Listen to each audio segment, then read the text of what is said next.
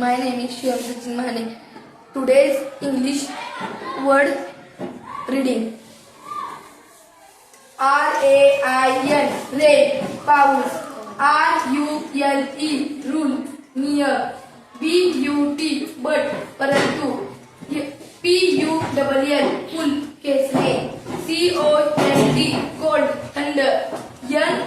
NOTICE notice, सूचना.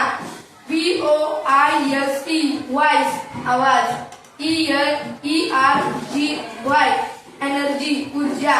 FUN fun, मजा.